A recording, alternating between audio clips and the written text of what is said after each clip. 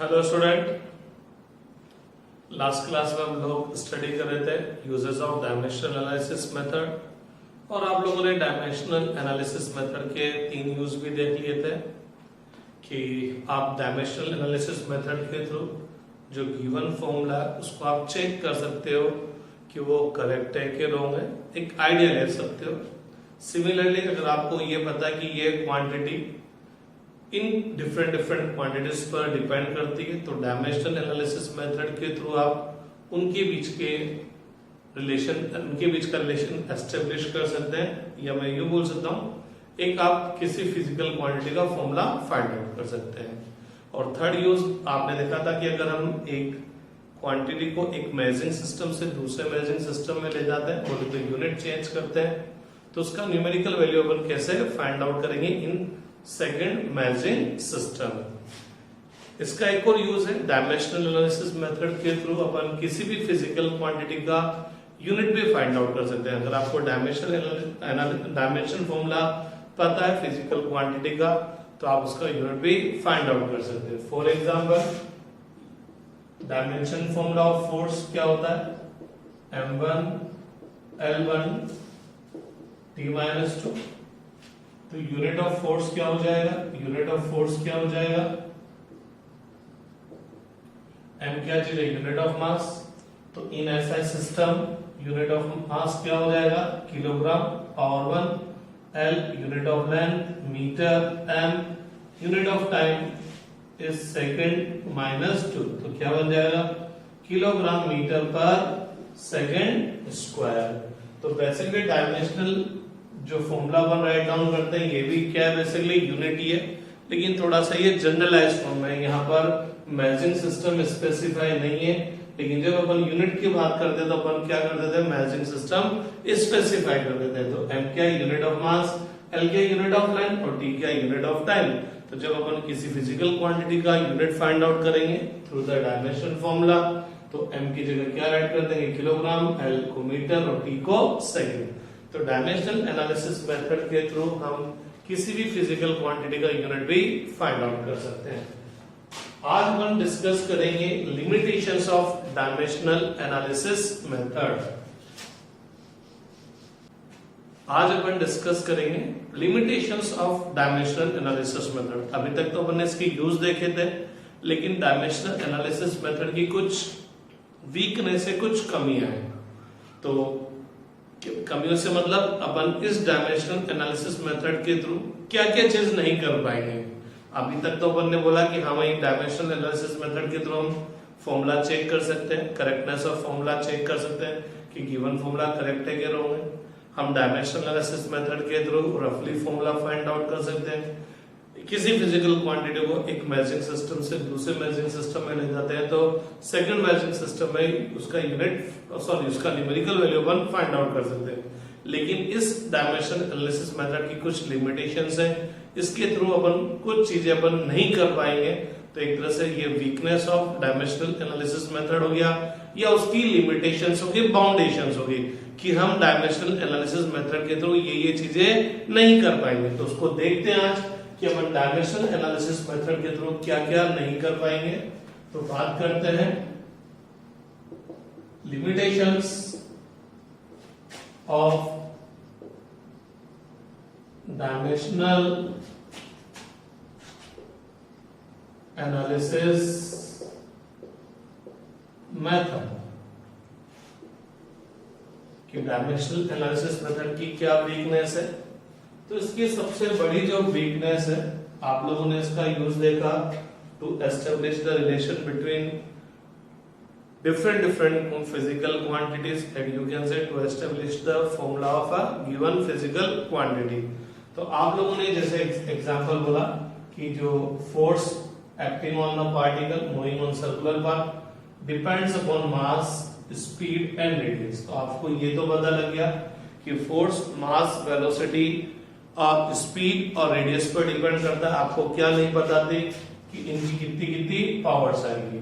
तो आपने बोला कि लेट फोर्स क्या होता है, मास की x पावर पर डिपेंड करता है, स्पीड की y पावर पर और r की z पावर पर। प्रोपोर्शनलिटी हटाया तो कांस्टेंट आ गया। Here this constant is a pure number which is dimensionless. आपने बोला कोई भी फॉर्मूला कब करेक्ट होगा, when dimension formula of left hand side equal to dimension formula of right hand side.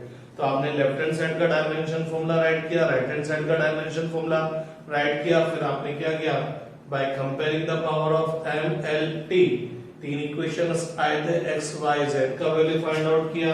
मेरे को याद आता है कि अपन ने x का वैल्यू निकाला था 1, y का वैल्यू निकाला था 2 और z का वैल्यू निकाला था -1। तो अपने पास ये फोर्स का फॉर्मूला आ गया था mv² अपॉन r।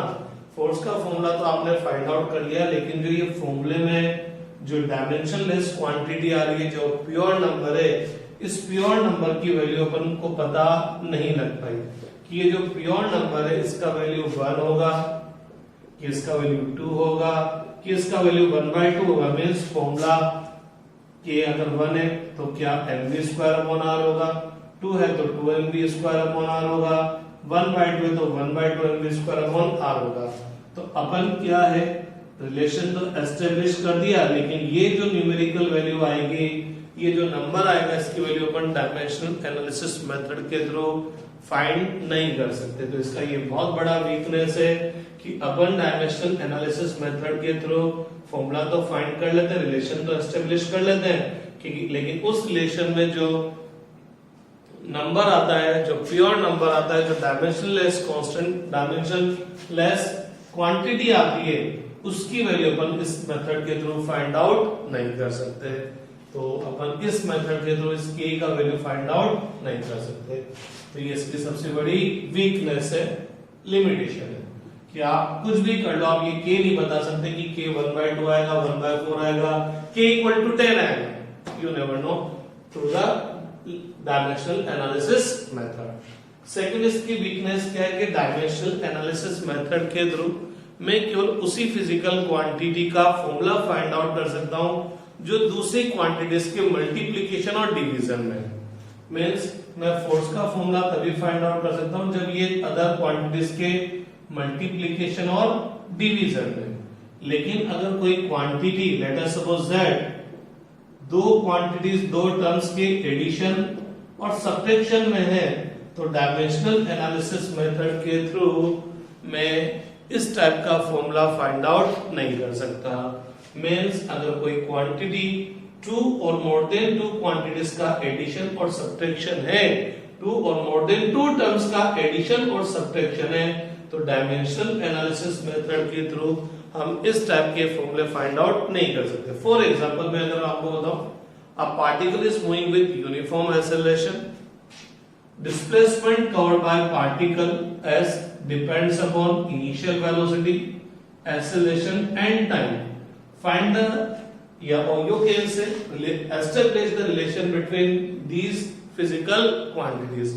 तो मैंने बोला a particle is moving with uniform acceleration, displacement covered by the particle depends upon initial velocity, उसके acceleration पर time पर डिपेंड करेगा, और आपको इनके बीच में रिलेशन एस्टेब्लिश करना है by the dimensional analysis method. तो हम तो बोलेंगे कि क्या बोलेंगे कि भाई ये तो पता लग गया कि डिस्प्लेसमेंट के फॉर्मूले में u भी आएगा, a भी आएगा, t भी आएगा, लेकिन ये नहीं पता लगा कि u की कितनी पावर आएगी, a की कितनी पावर आएगी, t की कितनी पावर आएगी।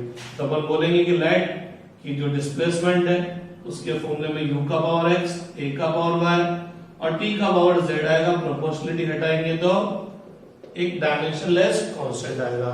कोई भी फॉर्मूला करेक्ट कब होगा, जब लेफ्ट हैंड साइड का dimension formula equal to right hand side का डायमेंशन फॉर्मूला। तो आप लेफ्ट हैंड साइड का डायमेंशन फॉर्मूला राइट करोगे, राइट हैंड साइड का डायमेंशन फॉर्मूला राइट करोगे, mlt की पावर्स आएगी, m की पावर कंपेयर करोगे, l की पावर कंपेयर करोगे, t की पावर कंपेयर करोगे, तो x y z का वैल्यू आप फाइंड आउट कर लोगे। अब जब x y z की वैल्यू आएगी तो ये जो डिस्प्लेसमेंट का फॉर्मूला आएगा, ये इनके मल्टीप्लिकेशन या अगर किसकी पावर नेगेटिव आएगी तो डिवीजन में आ जाएगा।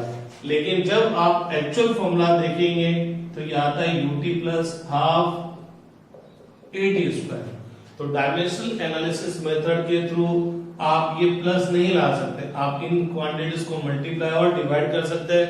तो डायमेंशनल एनालिसिस मेथड के थ्रू अपन उसी फिजिकल क्वांटिटी का फॉर्मूला फाइंड आउट करेंगे, कर सकते हैं जो अदर क्वांटिटीज के मल्टीप्लीकेशन और डिवीजन में हो, लेकिन अपन इसके थ्रू उस टाइप के फॉर्मूले फाइंड आउट नहीं कर सकते जहां पर कोई क्वांटिटी 2 और मोर देन 2 टर्म्स का एडिशन या सब्ट्रैक्शन हो। तो अपन इस टाइप के फॉर्मूले डायमेंशनल एनालिसिस मेथड के थ्रू फाइंड आउट नहीं कर सकते। ये भी इसकी वीकनेस हो गई। एक और वीकनेस क्या चीज है डायमेंशनल एनालिसिस मेथड की? एक और वीकनेस क्या है कि भाई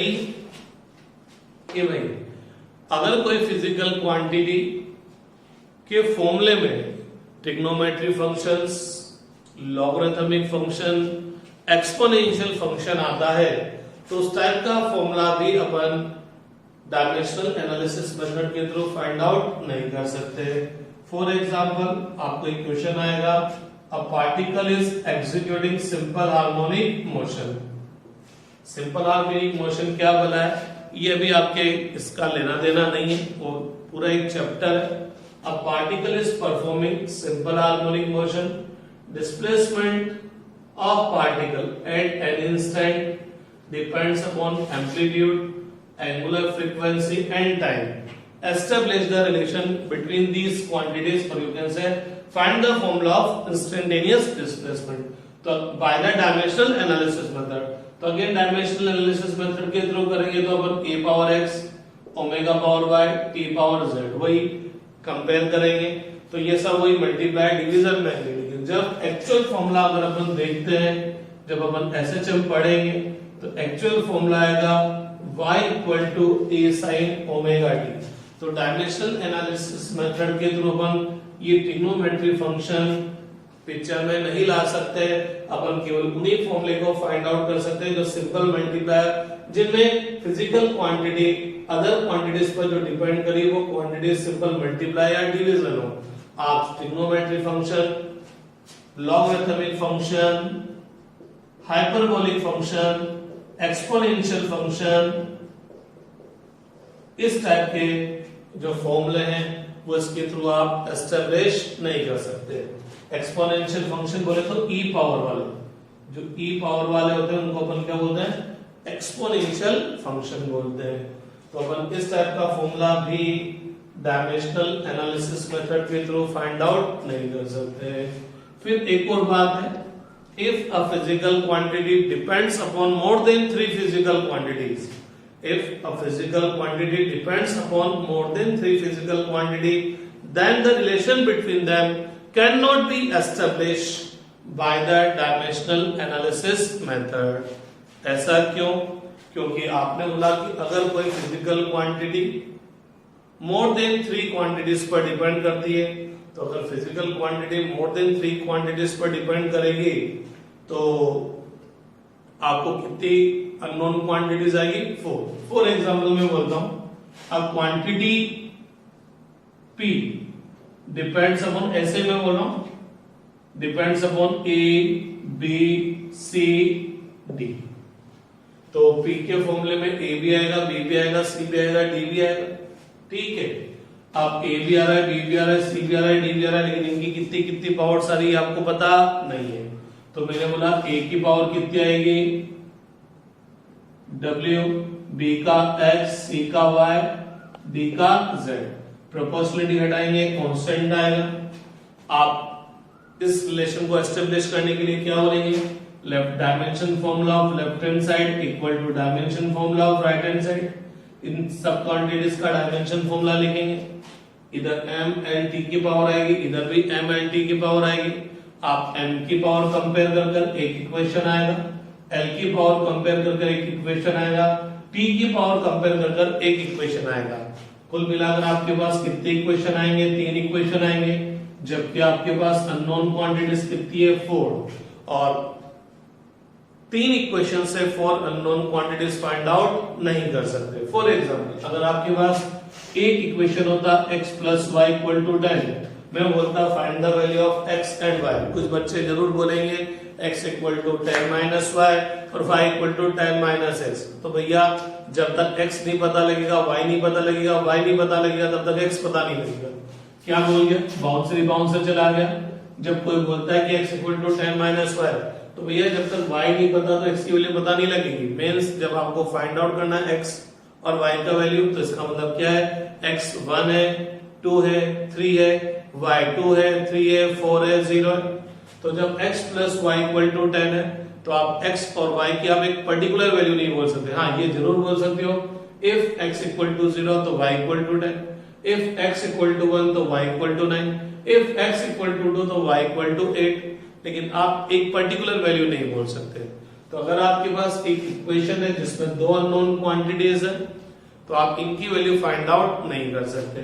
लेकिन अगर मैं बोलता x minus y equal to 20 कि वही x plus y equal to 10 है और x minus y equal to कितना है 20, अब find the value of x and y, तो अब अपन फाइंड आउट कर सकते हैं। कैसे, इन दोनों इक्वेशन को ऐड करेंगे, y से y cancel, x plus x कितना हो गया 2x, 2x इक्वल टू कितना हो गया 30, 30 हो गया तो x equal to 15, x equal to 15 आ गया तो y इक्वल टू -5 हो जाएगा। तो इसका मतलब अगर दो अननोन क्वांटिटीज है तो इसके लिए कम से भी कम कितने इक्वेशन होने चाहिए 2, 3 अननोन क्वांटिटीज है तो 3 और 4 अननोन क्वांटिटीज है तो 4।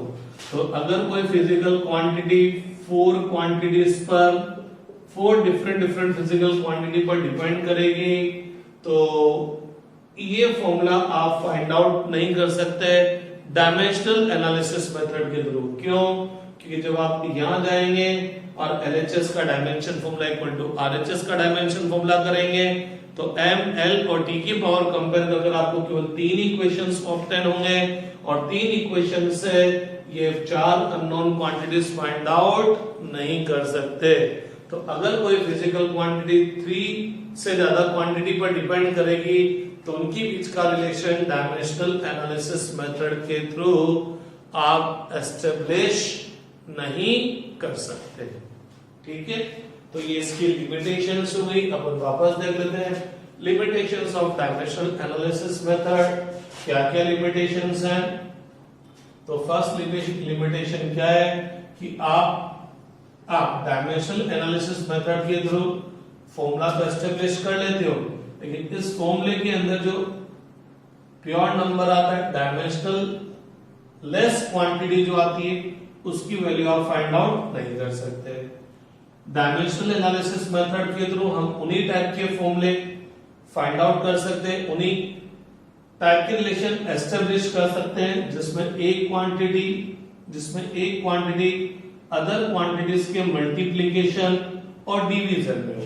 लेकिन अगर एक क्वांटिटी अदर क्वांटिटीज के एडिशन और सब्ट्रैक्शन में हो तो इस टाइप का फॉर्मूला हम इसके थ्रू एस्टेब्लिश नहीं कर सकते। सिमिलरली इस डायमेंशनल एनालिसिस मेथड के थ्रू हम वो फॉर्मूला एस्टेब्लिश नहीं कर सकते जिसमें एक्सपोनेंशियल फंक्शन आते हो, ट्रिग्नोमेट्री फंक्शन आते हो, लॉगरिथमिक फंक्शन आते हो, वो फॉर्मूले भी हम इसके थ्रू एस्टेब्लिश नहीं कर सकते। इसके थ्रू हम अगर एक क्वांटिटी 3 से ज्यादा क्वांटिटी पर डिपेंड करेगी तो उनके बीच का रिलेशन भी हम डायमेंशनल एनालिसिस मेथड के थ्रू एस्टेब्लिश नहीं कर सकते। ठीक है,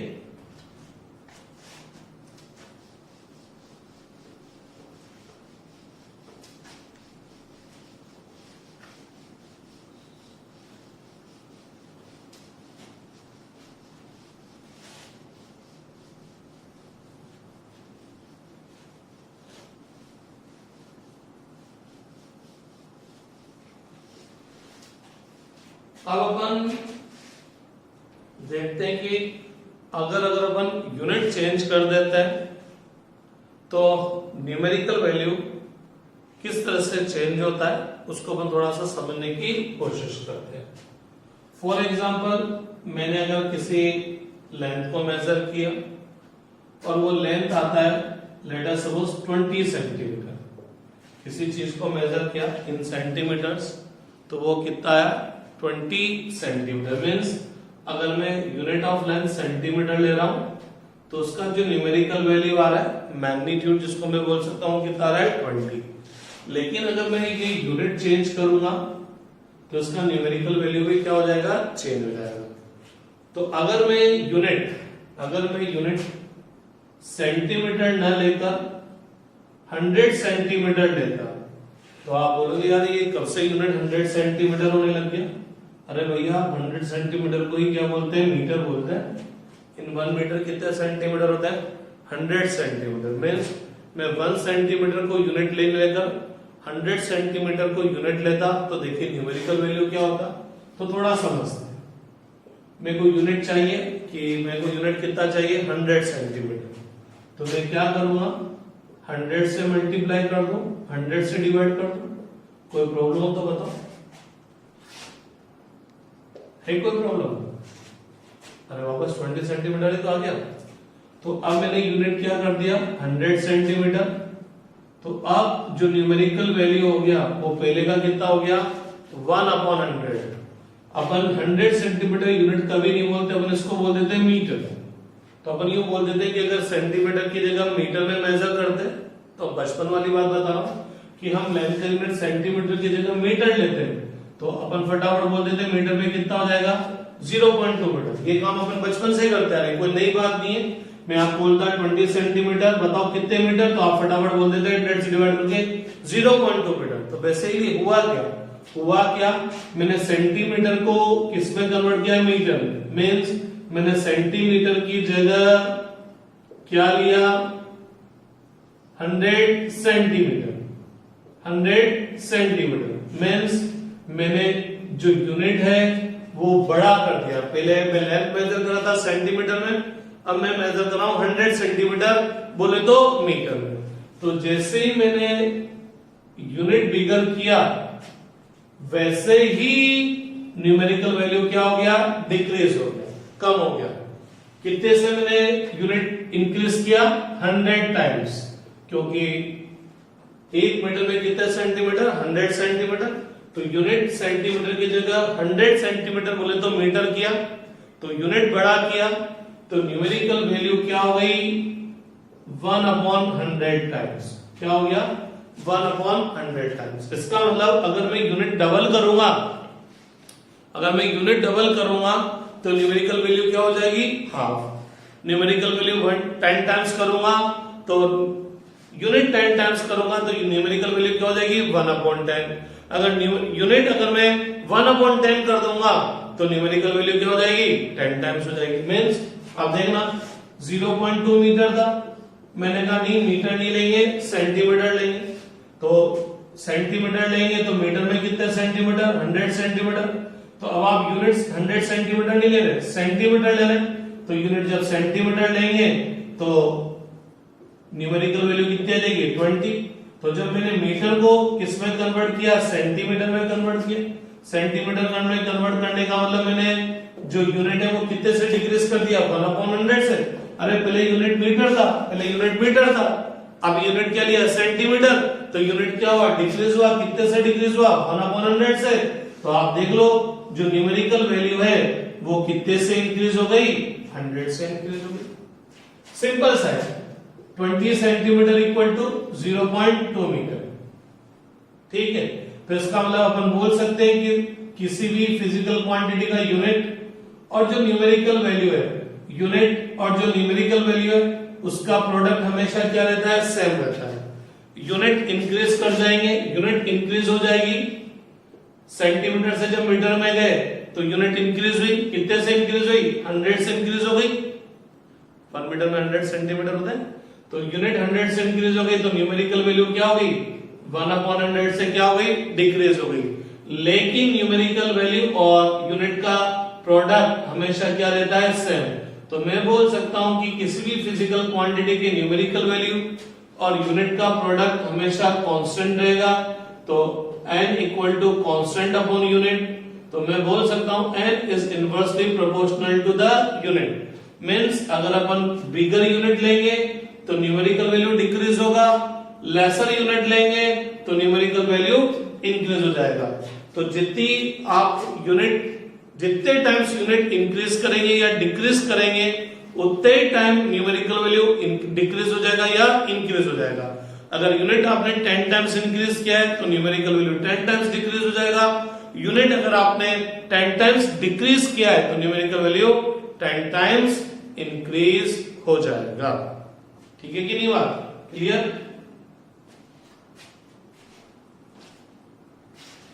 तो एक सिंपल सा देखते हैं। Let us suppose mass of body is 20 kilogram. Mass of body is 20 kilogram. लेकिन अगर आपसे बोलता है if unit of mass is doubled, unit of mass is doubled, then what will be the numerical value of mass? Unit of mass is doubled का मतलब अब जब unit होगा तो किलोग्राम की जगह क्या लूंगा 2 किलोग्राम। 2 किलोग्राम को यूनिट लूंगा और जब 2 किलोग्राम को यूनिट लूंगा तो देखिएगा 20 को मैं क्या हो सकता हूं 10 मल्टीप्लाई बाय 2। तो अब ये मेरा यूनिट हो गया, यूनिट ऑफ मास। अब यूनिट ऑफ मास किलोग्राम नहीं है, 2 किलोग्राम। तो जो न्यूमेरिकल वैल्यू है वो कितना रह गया, न्यूमेरिकल वैल्यू कितना रह गया 10। तो यूनिट डबल किया तो न्यूमेरिकल वैल्यू क्या हो गया हाफ। तो आप डायरेक्ट बोल सकते हो कि अगर मैं यूनिट n टाइम्स करता हूं तो न्यूमेरिकल वैल्यू क्या हो जाएगा 1/n टाइम्स, और ये 1/n टाइम्स करता हूं तो न्यूमेरिकल वैल्यू क्या हो जाएगा n टाइम्स। और फिर इसको समझिएगा, इसको फिर समझिएगा। लेट अस सपोज वॉल्यूम, किसी भी चीज का वॉल्यूम कितना है 20 मीटर क्यूब। कितना है भाई 20 metre cube. if the unit of length is doubled, if unit of length is doubled, तो यूनिट ऑफ लेंथ अगर डबल किया, यूनिट ऑफ वॉल्यूम नहीं, unit of length, unit of length is doubled, then what will be the numerical value of volume. तो volume equal to कितना है 20 metre cube. तो अगर मैं वॉल्यूम का यूनिट देखूंगा तो लेंथ का यूनिट क्या हो गया 2 मीटर की जगह कितना हो गया 2 मीटर। तो वॉल्यूम का यूनिट कितना होगा, वॉल्यूम का यूनिट क्या होता है मीटर क्यूब, मीटर क्यूब होता है। लेकिन अब वॉल्यूम का यूनिट क्या होगा 2 मीटर क्यूब, और 2 मीटर क्यूब होगा तो कितना हो गया 8 मीटर क्यूब। तो लेंथ का यूनिट तो डबल हुआ, लेकिन वॉल्यूम का यूनिट क्या हो गया 8 टाइम्स। कितना हो गया 8 टाइम्स। तो अब इसकी जो न्यूमेरिकल वैल्यू आएगी 20/8। 20/8 बोले तो 5/2 बोले तो 2.5। तो अगर मैं लेंथ का यूनिट डबल करता तो वॉल्यूम का जो न्यूमेरिकल वैल्यू है वो 20 की जगह कितना हो जाएगा 2.5, क्योंकि लेंथ का यूनिट डबल करने पर वॉल्यूम का यूनिट क्या होगा 8 टाइम्स हो गया। वॉल्यूम का यूनिट क्या हो जाएगा 8 टाइम्स हो गया। अब बहुत सी बार इसमें कंफ्यूजन क्रिएट हो जाता है, तो उससे बेटर क्या करा करें, अपन क्या कर लिया करें, डायमेंशन फॉर्मूला लिख लिया करें। डायमेंशन फॉर्मूला ऑफ वॉल्यूम क्या होगा, क्या होगा, क्या होगा L क्यूब। जैसे आपने इसका यूनिट डबल किया तो पहले L क्यूब था, लेकिन अब कितना हो गया 8L क्यूब। इसका मतलब जो यूनिट है वो कितने टाइम्स इंक्रीज हो गया 8 टाइम्स इंक्रीज हो गया। तो न्यूमेरिकल वैल्यू क्या हो जाएगा 1/8 टाइम्स हो जाएगा। क्या हो जाएगा 1/8 टाइम्स हो जाएगा। फिर सिंपल सा एग्जांपल लेते हैं। लेट अस सपोज वर्क जो है वर्क वो कितना है 100 kilogram metre square upon second square. Work done by a person is 100 kilogram metre square upon second square. if unit of mass is doubled, unit of length is half, and unit of time is 4 times, means आप time का unit second की जगह 4 second लेंगे। Second जैसे अपन minute लेते हैं ना, तो मिनट क्या होता है 60 सेकंड होता है, मिनट क्या होता है 60 सेकंड होता है। लेकिन मैंने कहा कि अगर मास का यूनिट किलोग्राम की जगह 2 किलोग्राम होता, लेंथ का यूनिट मीटर की जगह मीटर/2 होता, बोले तो 50 सेंटीमीटर होता, और टाइम का यूनिट सेकंड की जगह कितना होता 4 सेकंड। तो what will be the numerical value of work. Means अगर मैं मास को 2 किलोग्राम में मेजर करता, लेंथ को मीटर/2 में मेजर करता, और यूनिट को टाइम को 4 सेकंड में मेजर करता तो वर्क का न्यूमेरिकल वैल्यू क्या होगा? ये वर्क का न्यूमेरिकल वैल्यू तब है जब मास का यूनिट क्या है? किलोग्राम, लेंथ का यूनिट मीटर है, टाइम का यूनिट सेकंड है। जैसे मैं न्यूमेरिकल यूनिट चेंज करता हूं न्यूमेरिकल वैल्यू भी चेंज हो जाता है। फॉर एग्जांपल आप बोलते हैं कि mass of body is 100 kilogram, लेकिन ग्राम में बोलते हैं तो क्या हो गया? 100 ग्राम हो गया ना। तो यूनिट चेंज किया तो न्यूमेरिकल वैल्यू भी क्या हो गया? चेंज। अगेन आपने यूनिट क्या किया? किलोग्राम बढ़ाया कि ग्राम बढ़ाया? कौन सा यूनिट बढ़ाया? किलोग्राम बड़ा यूनिट है, बिगर यूनिट है, और ग्राम स्मॉलर यूनिट है। कितना स्मॉलर है? 1/1000। तो न्यूमेरिकल वैल्यू क्या हो गया? 1000 टाइम्स क्या हो गया? इंक्रीज हो गया। तो अगर मैं ये यूनिट चेंज कर दूंगा तो ये न्यूमेरिकल वैल्यू भी चेंज हो जाएगा।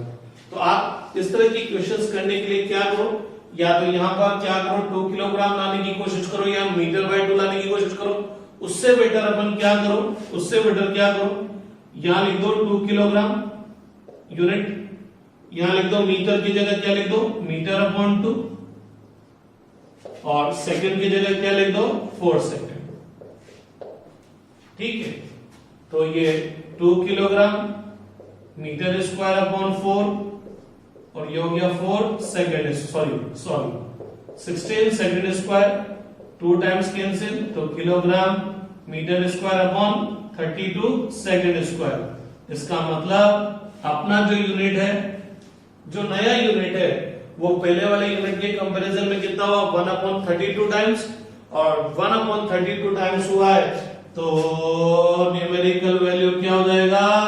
32 टाइम्स इंक्रीज हो जाएगा।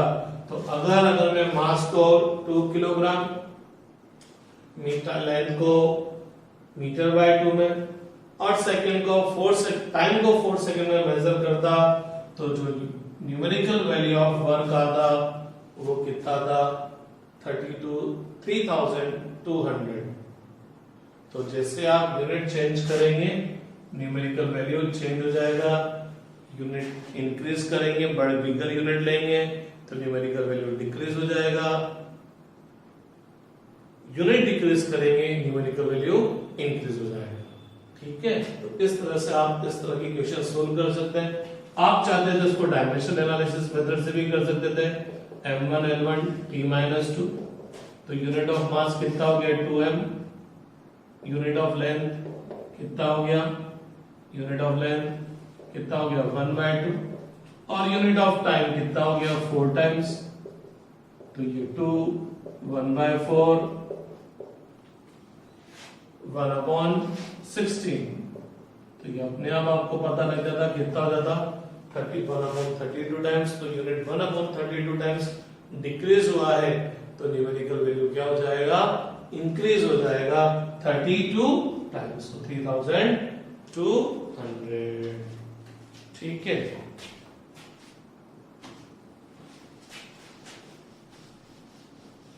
तो चलिए स्टूडेंट्स अब वापस डायमेंशन एनालिसिस मेथड पर बस थोड़े बहुत न्यूमेरिकल्स देख लेते हैं और देखते हैं कि डायमेंशनल एनालिसिस मेथड्स को हम किस तरह से यूज कर सकते हैं। ठीक है, तो एक क्वेश्चन अपने पास है alpha equal to f v square upon beta square logarithm base e 2 pi beta upon we square. Here f is the force, v is the velocity and you have to find the dimension formula of alpha and beta. तो आपको इसका और beta का dimension formula find out करना है। तो no doubt in given formula dimension formula of left hand side equal to dimension formula of right hand side. तो right hand side में बीटा भी आएगा, तो सबसे पहले मेरा टारगेट रहेगा बीटा का डायमेंशन फॉर्मूला फाइंड आउट करना। एक बात है कि लॉगरिथम के अंदर ये जो भी क्वांटिटी होगी ये क्या होगी? Dimension less. तो लॉगरिथम हमेशा नंबर्स के लिए फाइंड आउट किया जाता है, तो लॉगरिथम के अंदर जो भी क्वांटिटी होगी वो डायमेंशन लेस होगी। तो 2 pi beta upon we square का डायमेंशन फॉर्मूला कितना होगा? 1। तो dimension formula of 2 multiply by dimension formula of pi multiply by dimension formula of beta upon dimension formula of V square equal to कितना हो गया? 1। 2 is a number, तो number का dimension formula कितना होता है? 1। पाई इज आल्सो नंबर, क्योंकि पाई का वैल्यू कितना होता है 22/7, तो 3.14, तो pi is also pure number, इसका भी डायमेंशन फॉर्मूला कितना होगा 1। बीटा के बारे में अपन को कुछ भी नहीं पता, तो डायमेंशन फॉर्मूला ऑफ बीटा पता ही नहीं है, तो ऐसा कैसा राइट डाउन कर दिया। वेलोसिटी का डायमेंशन फॉर्मूला कितना होगा L1 t power -1 v square तो होल स्क्वायर कर दो इक्वल टू 1, तो dimension formula of beta equal to कितना हो जाएगा L power 2 t power -2, cross multiply कर दिया मैंने, ठीक है। तो बीटा का डायमेंशन फॉर्मूला मेरे पास आ गया। अब मेरे को अल्फा का डायमेंशन फॉर्मूला फाइंड आउट करना है, तो मेरे को एक बात पता है, dimension formula of left hand side equal to dimension formula of right hand side f v square upon beta square logarithm 2 pi beta upon v square, ठीक। Dimension formula of left hand side equal to dimension formula of right hand side. Alpha का dimension formula पता नहीं, ऐसा कैसा लिख दिया, ये सब मल्टीप्लाई, तो dimension formula of force multiply by dimension formula of v square upon dimension formula of beta square multiply by dimension formula, ये पूरी चीज एक साथ होती है, ध्यान रखना। Logarithm x does not means log multiply by x, logarithm x पूरा एक साथ होता है, ठीक है ना, तो ये पूरा एक साथ आएगा 2 pi beta upon v square, इसके पूरा डायमेंशन फॉर्मूला, तो dimension formula of alpha equal to क्या हो जाएगा dimension formula of force m1 L1 t -2, velocity का स्क्वायर है तो L2 t पावर -2,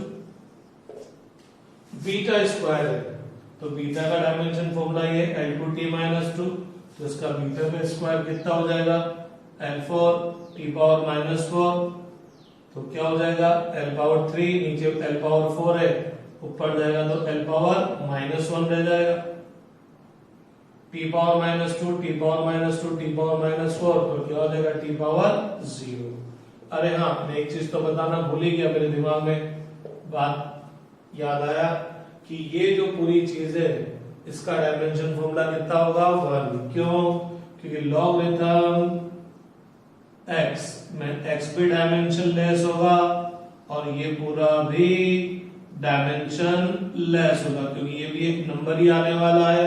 लॉगरिथम हमेशा एक नंबर के लिए फाइंड आउट किया जाता है और उसका रिजल्ट भी हमेशा एक नंबर ही होता है, तो ये भी डायमेंशन लेस है और ये पूरी चीज भी डायमेंशन लेस है, ठीक है। तो इस तरह से अपन क्या कर लेंगे, अल्फा और बीटा का डायमेंशन फॉर्मूला फाइंड आउट कर लेंगे। अब अपन सेकंड क्वेश्चन पे आते हैं। सेकंड क्वेश्चन क्या बोलता है कि v equal to e power e small e power t minus rc, ये e की पावर है t माइनस rc, e का पावर का जो फंक्शन e क्या होता है natural log base, natural log base, logarithm का जो बेस होता है नेचुरल, ये e होता है और इस e की वैल्यू होती है 2.718। आपको लॉगरिथम में पढ़ाऊंगा, पावर्स पे पढ़ाएंगे, क्योंकि अब आपकी मैथ्स की फिजिक्स के साथ साथ मैथ्स की क्लास भी फिजिक्स के अंदर इंट्रोड्यूस होगी। बोले तो अब आपकी दो डबल क्लासें चलेगी, एक तो चलेगी मैथ्स और फिजिक्स और एक चलेगी physics means physics read out करने के लिए, फिजिक्स समझने के लिए आपको थोड़ी बहुत मैथमेटिक्स एक्स्ट्रा पढ़नी पड़ती है। तो उस मैथमेटिक्स में क्या होगा, लॉगरिथम आएगा, पावर्स आएगा, इक्वेशंस आएगी, ग्राफ आएगा, इंटीग्रेशन डिफरेंशिएशन आएंगे। तो थोड़ी बहुत अलग से आपको मैथमेटिक्स पढ़नी पड़ेगी। तो उस मैथमेटिक्स में मैं आपको ये पावर्स और लॉगरिथम के बारे में मैं आपको समझा दूंगा।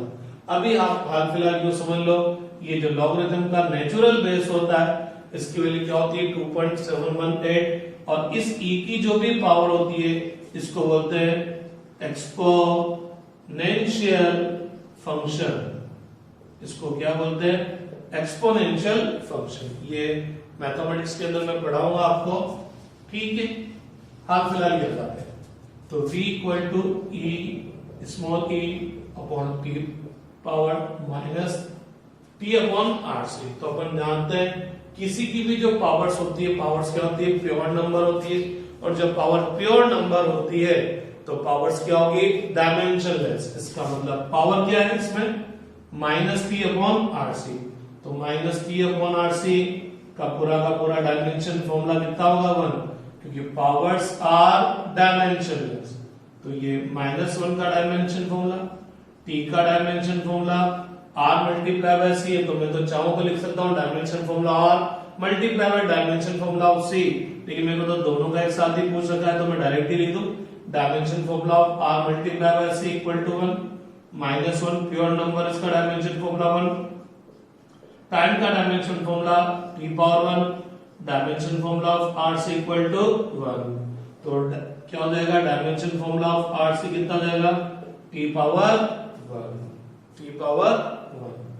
ठीक है, तो ये कहां से पता लगेगा कि पावर्स आर डायमेंशनलेस।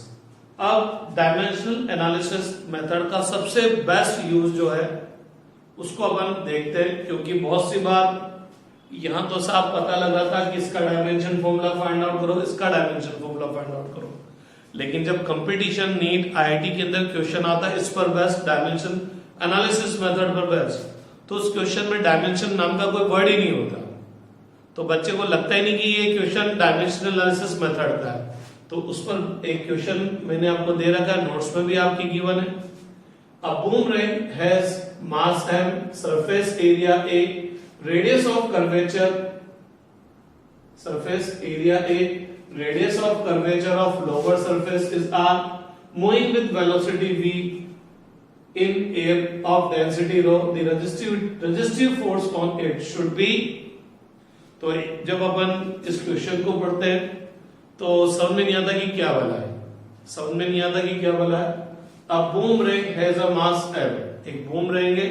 अब पहली बात तो ये समझ में नहीं आता कि ये बूम रिंग क्या बोला है। तो आप लोगों ने कभी कभी द जंगल बुक मोगली की पिक्चर देखी हो आपने, और मोगली की पिक्चर में वो एक इंस्ट्रूमेंट होता है जिसको फेंकता है, और वो फेंकता है तो वो घूम फिर कर वापस उसके हाथ में आ जाता है, वही बूम रिंग है। तो बूम रिंग का जो मास है वो कितना है m, उसका सरफेस एरिया कितना है a, इसकी जो ये लोअर सरफेस है इसका रेडियस ऑफ कर्वेचर कितना है स्मॉल r है, और ये v वेलोसिटी से मूव कर रहा है, और किस एयर के अंदर जिसका डेंसिटी कितना है रो है। तो आपको फाइंड आउट करना है रेजिस्टिव फोर्स ऑन इट, कि वो जो एयर इस पर रेजिस्टिव फोर्स अप्लाई करेगी उसका क्या फॉर्मूला होगा। जब आप 11-12 पूरी फिजिक्स पढ़ डालेंगे ना तो भी आपको ये टॉपिक पूरी फिजिक्स में कहीं नहीं मिलने वाला। तो बहुत सी बार बच्चों को लगता है यार ये तो आउट ऑफ द सिलेबस आ गया, ये तो हमने कभी पढ़ा ही नहीं, कैसे क्वेश्चन सोल्व करेंगे। इवन बहुत सी बार कुछ टॉपिक्स अपन ने पढ़े होते हैं उसका भी फॉर्मूला आ जाता है, और अपन को फॉर्मूला याद नहीं होता कि यार इसका क्या फॉर्मूला है, या तो अपन को डेरिवेशन सोल्व करना पड़ेगा या फिर आइडिया से लगाना पड़ेगा।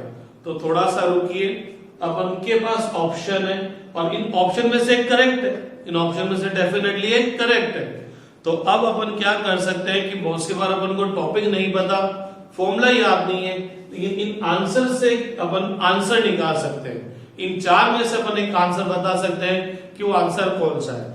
तो आपको ये बताना है कि ये रेजिस्टिव फोर्स कौन सा है। बोले तो रेजिस्टिव फोर्स का फॉर्मूला ये होगा कि ये होगा कि ये होगा कि ये होगा। तो आपको बताना है कि जो बूम रिंग पर जो फोर्स है रेजिस्टिव फोर्स है वो उसका फॉर्मूला ये होगा कि ये होगा कि ये होगा कि ये होगा। तो नो डाउट आप फोर्स फाइंड आउट करें तो फोर्स का जो फॉर्मूला होगा, कोई सा भी फॉर्मूला आएगा तो ये भी क्या होना चाहिए फोर्स, या ये बोलो जो भी फॉर्मूला आएगा उसका डायमेंशन फॉर्मूला वही होना चाहिए जो कि लेफ्ट हैंड साइड बोले तो फोर्स का डायमेंशन फॉर्मूला है। तो आप क्या करिए, इन चार ऑप्शन जो आपको गिवन है इन चार ऑप्शंस के डायमेंशन फॉर्मूला फाइंड आउट कीजिए। हो सकता है इनमें से केवल एक ही ऑप्शन का डायमेंशन फॉर्मूला फोर्स के डायमेंशन फॉर्मूले को मैच कर रहा हो, तो अपन बोल सकते हैं जिसका डायमेंशन फॉर्मूला फोर्स के डायमेंशन फॉर्मूले को मैच करेगा इसका मतलब वही फॉर्मूला क्या होगा, करेक्ट होगा। तो अपन ये चेक करते हैं कि अपन ये एज्यूम करके चलते हैं कि फोर्स की का फॉर्मूला ये, तो फोर्स का फॉर्मूला ये, तो देखते हैं कि क्या इसका डायमेंशन फॉर्मूला फोर्स के इक्वल आता है। अगर फोर्स के इक्वल आता है तो अपन बोल देंगे कि ये ऑप्शन क्या हो जाएगा, करेक्ट हो जाएगा, क्योंकि लेफ्ट हैंड साइड का dimension formula right hand side के डायमेंशन फॉर्मूले के इक्वल होता है। फोर्स का डायमेंशन फॉर्मूला तो अपन को पता ही है m1 L1 T-2, तो क्या देखिए इसका dimension formula m1 l1 t-2 आता है कि नहीं आता? तो थोड़ा फास्ट काम करेंगे, थोड़ा फास्ट काम करेंगे।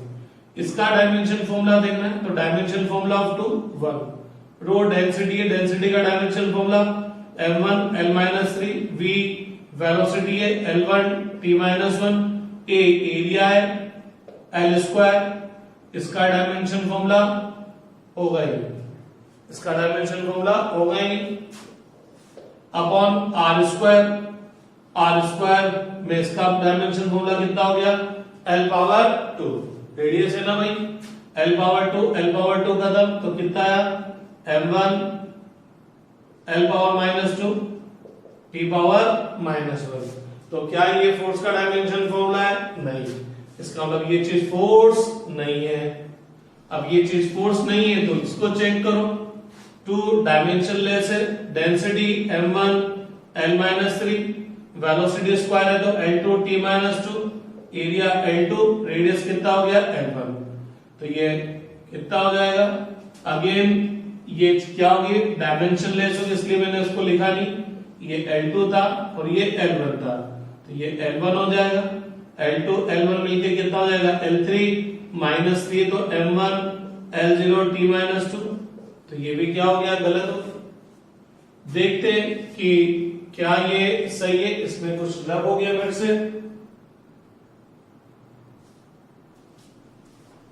देखते हैं ये सही है कि नहीं है। तो इसका डायमेंशन फॉर्मूला देखते हैं, 2 डायमेंशन लेस है, रो m1 l-3 v square l2 t-2, area का डायमेंशन फॉर्मूला l स्क्वायर, इसका डायमेंशन फॉर्मूला 1, इस पूरे का डायमेंशन फॉर्मूला कितना हो गया 1, तो ये कितना हो गया m1 l-3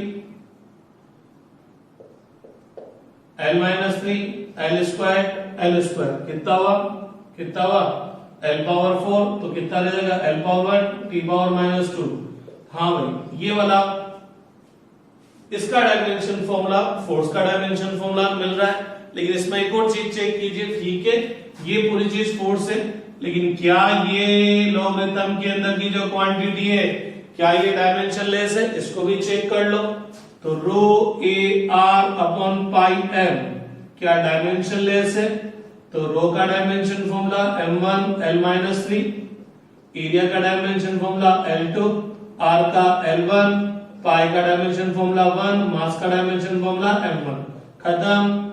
l power 2 1, l power 0, तो m0 l0, तो ये भी डायमेंशन लेस हो गया और ये भी पूरा का पूरा किसके इक्वल हो गया, फोर्स के इक्वल हो गया।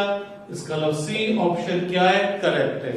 तो आप इस मेथड के थ्रू बहुत सी बार कंपटीशन में कुछ ऐसे क्वेश्चंस आ जाते हैं जो सीधे डायमेंशन एनालिसिस मेथड पे बेस्ड है। जब आप उन क्वेश्चन को पढ़ोगे तो अपन को लगता है कि यार ये तो हमारे सिलेबस में नहीं था, या इवन बहुत सी बार सिलेबस में भी होता है लेकिन अपन को डायरेक्ट फॉर्मूला याद नहीं रहता, तो अपन चेक कर सकते हैं, ऑप्शन से चेक कर सकते हैं कि किस फॉर्मूले किसका डायमेंशन फॉर्मूला, इस जो फॉर्मूला जिसका मेरे को फाइंड आउट करना है उसके डायमेंशन फॉर्मूले के इक्वल आ गया, तो जिसका डायमेंशन फॉर्मूला उसके इक्वल आ गया तो वो ऑप्शन क्या होगा, करेक्ट होगा। तो आप डायमेंशन एनालिसिस मेथड के through hidden and trial method से भी चेक आउट कर सकते हैं ऑप्शन के थ्रू कि कौन सा फॉर्मूला करेक्ट होगा। तो ऑलमोस्ट डायमेंशनल एनालिसिस मेथड आज फिनिश होता है। अब अपन कल से स्टार्ट करेंगे एरर इन मेजरमेंट, कि जब अपन कोई चीज मेजर करते हैं तो उसके अंदर एरर्स कैसे इंट्रोड्यूस होते हैं, उसको मिनिमाइज करने के लिए अपन को क्या करना पड़ेगा। ठीक है, ओके, थैंक यू।